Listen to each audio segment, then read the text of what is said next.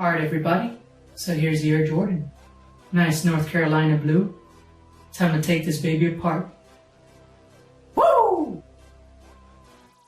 Alright, first things first. These are the following tools that you will need for the deconstruction. A cutting board or a cutting mat, a gas mask, 2 gloves, a combination of a seam ripper, an Xacto knife or a razor blade, a heat gun, your shoes, optional a shoe last, and 2 flathead screwdrivers. Alright, so now that we know what we need, let's get started. Okay, so you're gonna go ahead and work on the shoe sole first, making sure that you get rid of all the stitches that are on the sidewall. So in order to do that, you're gonna have to take off the insole. And underneath the shoe sole, you're gonna see that it reveals the stitching on the sidewall. And what you're gonna do is you're gonna pull one of the threads outward, either with the screwdriver, or what you can do is you can use the razor blade and you can cut through it if you really don't want to keep the stitches. In order to unravel the thread, what you're gonna have to do is you're gonna have to pull the inside thread on the outside of the shoe sole. So once you get that one thread, you're able to just de-thread it just like if it's a regular stitching. So if you notice, I worked at it one at a time. I pulled on one, I pulled on the inside, then I pulled on the outside, then I pulled on the inside, and over again. You can do this with the screwdrivers, makes it a little bit easier, but you can also do it with your fingers. But the only thing is that if you're not used to it, you have to be very careful because blistering can happen.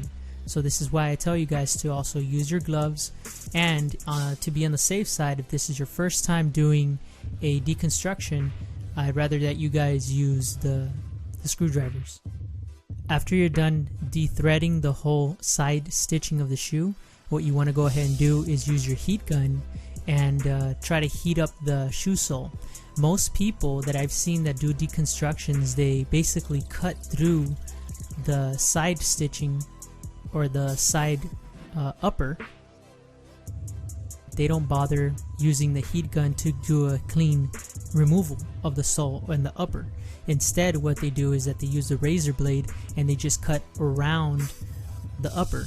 Now, I wouldn't recommend this because you will be ruining basically your patterns, and it will be a little bit harder for you to figure out how much allowance is on the shoe later on when you're trying to do a reconstruction.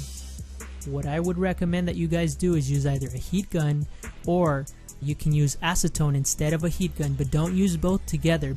Instead, what you want to do is either use one or the other. With acetone, what you usually do is that you use a little bit of acetone either with a Q-tip, and you go through the edges and you start taking off little by little. But the thing is that you risk that your leather might get smudged or your paint might get smudged. So what you're going to want to do is use your heat gun, and you're going to want to heat up the whole entire shoe sole, so that way it makes it easier for you to go ahead and take off the shoe sole and make a clean detachment of the upper and the shoe sole. This way you also save yourself from ruining any of the patterns, so that later on you could do your reconstruction easily. What I like to do is you like to use the shoe last, so that way it makes it easier for me to deconstruct the shoes using the shoe last. It helps so that the patterns don't get stretched. Instead, they keep the form of the shoe, and I'm able to just take off the thread stitch by stitch.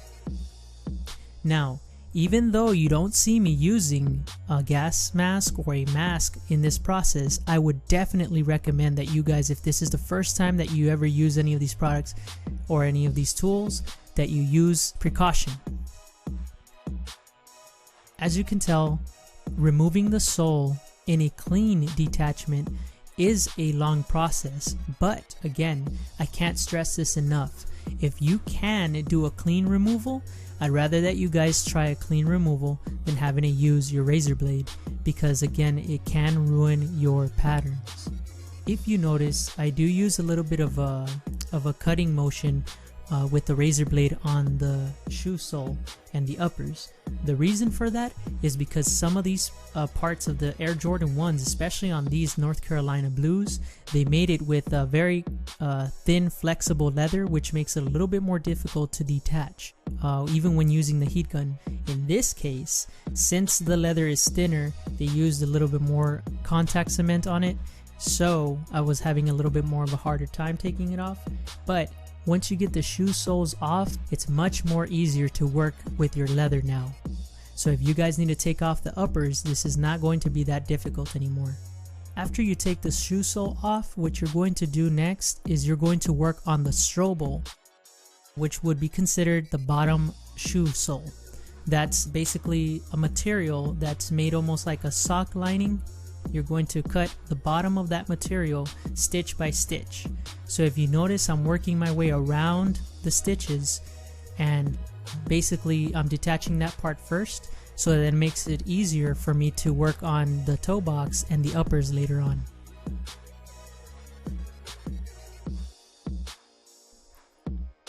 After I worked on the strobel sole, what I like to do is I like to take the tongue off.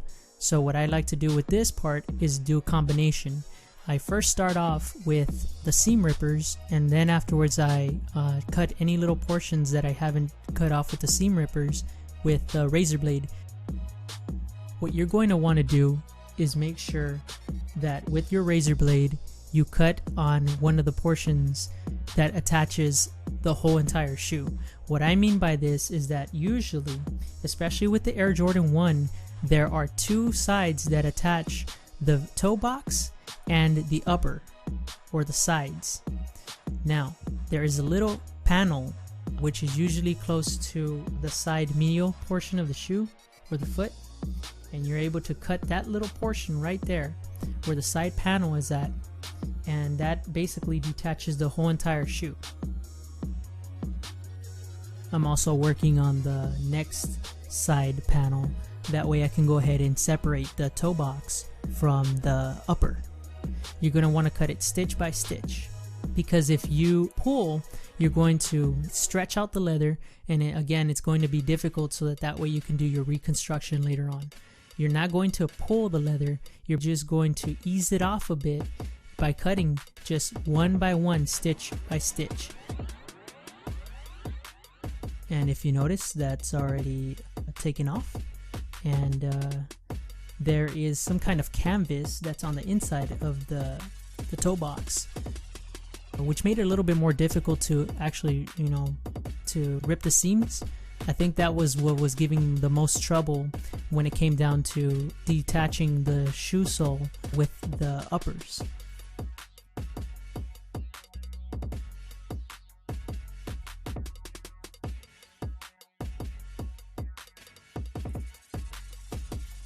Once you've already cut the toe box and the uppers, it's basically going to lay flat. Now the only thing that's going to keep it from laying flat on the upper, it's the heel counter. The heel counter is it's a little material that's in the back of the shoe, and that is it keeps it nice and curved. So that is going to prevent you from laying the material flat. I like to just keep it laying flat. That's just my personal preference, because I like to study and analyze the way that the patterns work on different types of shoes. It's a very fun process. So once you get to cut it, you get to see how the 2D pattern turns into a 3D pattern.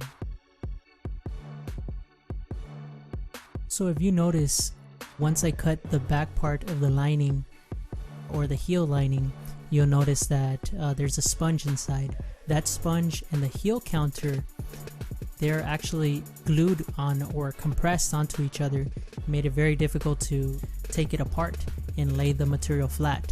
But it's not something that, with using a little tiny bit more force to just remove that, since it's not part of the leather and it doesn't really matter if it gets a little bit stretched out, you're able to go ahead and do so without worrying that you're messing up any of your patterns or any of your process.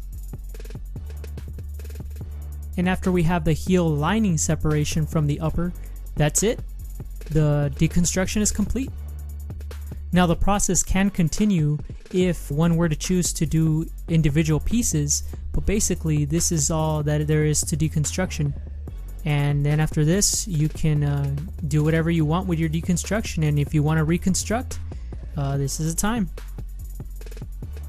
Okay, so the pieces that we covered today were the upper, including the heel and the side panels, the inside upper with the inside panels, the inside lining, and the inside heel. We also covered the sponge, the heel counter, and the heel lining. We also have the toe box with the mud guard and the canvas with the reinforcement. It doesn't show in there, but we also had the toe puff. We also have the padded tongue.